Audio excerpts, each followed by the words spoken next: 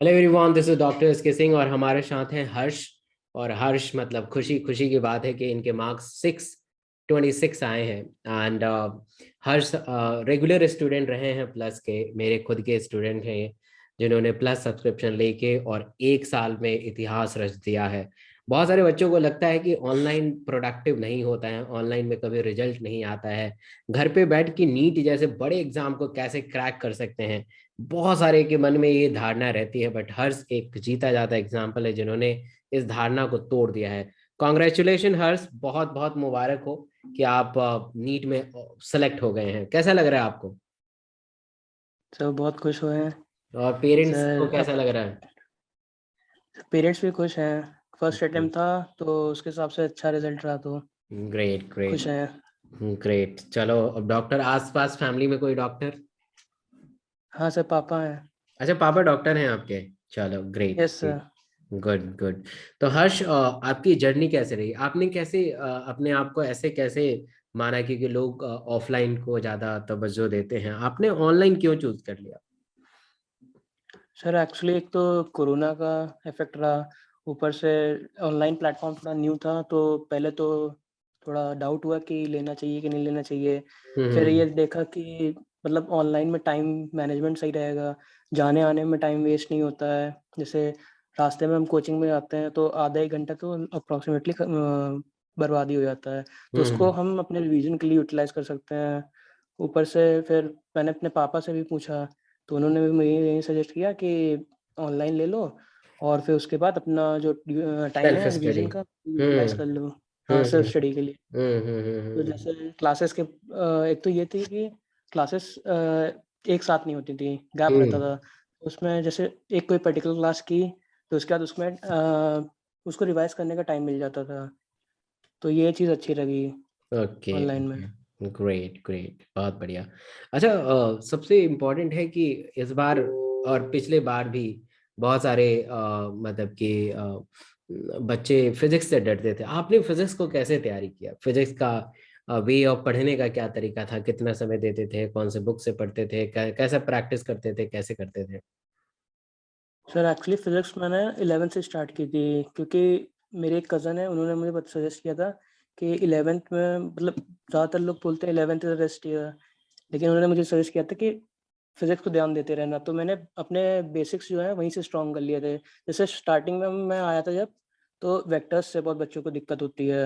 हम्म। मुझे भी शुरुआत में नहीं समझ में आया था, लेकिन फिर मैंने उसको 2-3 बार पढ़ा तो फिर आ गया था।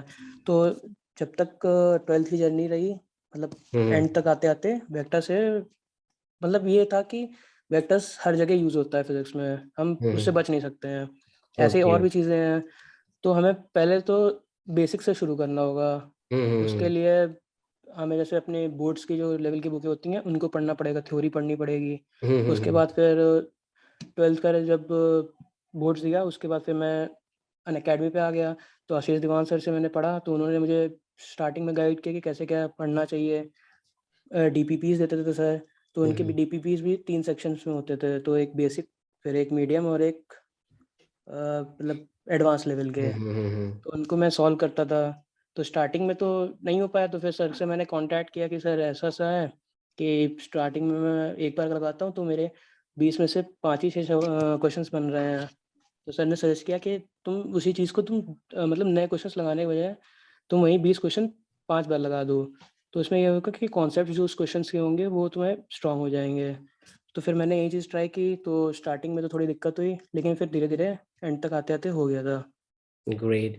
अच्छा, ऐसा लगता है कि ऑनलाइन में टीचर से आप बहुत दूर रहते हैं, कम्युनिकेशन गैप होता है, आपकी समस्याओं को सुनते नहीं। कभी आपको ऐसा एहसास हुआ नहीं कि सर। कोई समस्या सुन कहीं आपको एहसास हुआ कि आप बहुत दूर हैं हमसे? नहीं सर, ऐसा तो नहीं लगा। जैसे ऑफ़लाइन में हम क्लासरूम में रहते हैं, वैसे ही ऑनलाइन में भी यही था। और हम्म बाकी बात रही कि डाउट सॉल्विंग की, तो सब जैसे आप ही थे, स्टार्टिंग में कभी-कभी डाउट सेशन ले लेते थे, या फिर क्लास के एंड में लेते थे, या तो हम्म फिर एक्स्ट्रा क्लास लगा के डाउट सेशंस ले लेते थे। तो ऐसी कोई दिक्कत नहीं रही डाउट में। Great great. अच्छा, बायो में आपके कितने स्कोर हैं? सर बायो में मेरे 171 है, ज़ूलॉजी में और 172 बॉटनी। Great great. तो वो बायो सेकंड को राउंड के लिए छोड़ दिए थे। क्वेश्चंस तो वो स्किप हो गए थे फिर। बायो का कैसे तैयारी किया आपने? सर बायो तो आप ही क्लास करते थे, उसके हम्म, बाद जितना टॉपिक आपने पढ़ाया उसको हम्म, एनसीईआरटी में पढ़ लेते थे, तो हम्म, सेम टाइम पे मेरी दोनों चीज़ें कवर हो जाती थी। उसके बाद हम्म, फिर आपने जब दोबारा रिवाइज़ करने के लिए जब आप देते थे होमवर्क, तो हम्म, उसमें मैं आपके जो नोट्स से जो इम्पोर्टेंट पॉइंट्स लगते थे कि हाँ, ये नीट में आ सकते हैं या पीवाईक्यू है, तो उसको हम्म, मैं साइड में लिख लेता था एनसीईआरटी में ही। हम्म, फिर ऐसे करते-करते तैयार हो गई थी। ओके। और केमिस्ट्री को कैसे तैयार किया आपने? सर फिज़िकल केमिस्ट्री के लिए तो पीटी सर के नोट्स किए थे। हम्म, इनऑर्गेनिक में एआर सर से पढ़ा था, तो एआर सर ने जो लिखवाते थे वो लिख लेता था और हम्म, एनसीईआरटी से रीडिंग करता था। हम्म, और एसकेसी सर ऑर्गेनिक पढ़ाते थे, तो उन्होंने तो कहा था कि मेरे नोट्स से ही पढ़ो, तो हम्म, ऑलमोस्ट सब कवर हो गया था एनसीईआरटी से लेके उनके नोट्स एडवांस लेवल तक का। बहुत बढ़िया। तो हर्ष की स्ट्रैटेजी रही है कि इन्होंने पूरा टोटली अपना प्रिपरेशन टीचर पे डिपेंड होकर किया है। जो भी टीचर पढ़ाते थे, जो भी वो नोट्स देते थे, जो भी डीपीपी करते थे, उन्होंने इस पे ज़्यादा फोकस किया है।